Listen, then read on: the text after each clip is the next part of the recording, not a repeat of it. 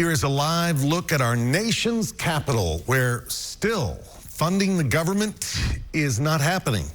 It's closed. 27 days now. This is, by the way, the second longest funding lapse in our country's history. The Department of Agriculture confirming federal food aid will not go out November 1st, as we had reported, warning, quote, the well has run dry for SNAP benefits.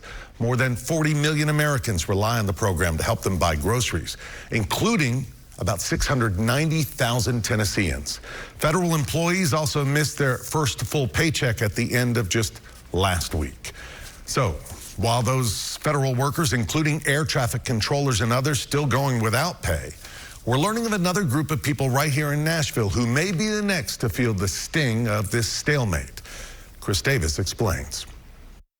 So far, state of Tennessee employees have not been impacted by the federal government shutdown. Unfortunately, that may be about to change.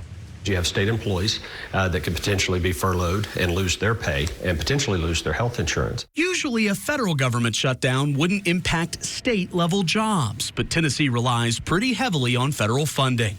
We don't have an exact timeline on when some of that funding is expected to run out, but Senate Majority Leader Jack Johnson says hundreds of state employees could be sent home, either with retroactive back pay or nothing at all.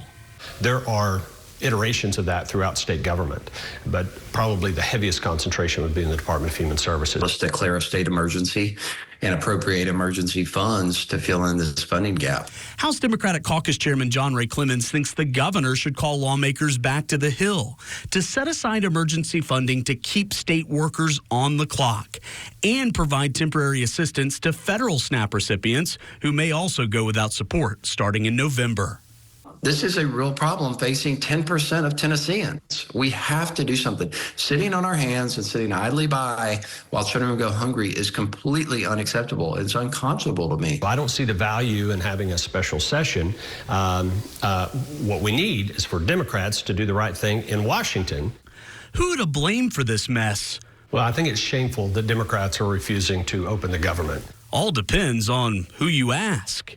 Governor Bill Lee's nowhere to be found, and our Republican colleagues just want to continue to play politics. Unfortunately, the only thing the two parties seem to agree on, and that's going to be very harmful to some Tennesseans across the state, is that this situation will hurt real people here in Tennessee. So let's make sure these employees don't go hungry heading into the holidays. Chris Davis, News Channel 5. Chris, thanks. Tennessee Governor Bill Lee did say just last week that Tennessee can't use state dollars to provide SNAP benefits to bridge the gap. He says because there's no way to load the benefits onto customers' cards. Well, just today, two Republican governors in Louisiana and Virginia have declared emergency orders in their states to approve food assistance benefits until the federal government reopens. We reached out to Governor Lee's office to see if they might consider a similar move. So far, we have not heard back. Now, if you are a state worker who could be impacted, we want to hear from you. Chris has been working hard to hear all sides of this story, and he wants to know the direct impact it's having on Tennesseans. So take out your phone, scan this QR code. You can reach Chris. You can also email him at chris.davis@newschannel5.com.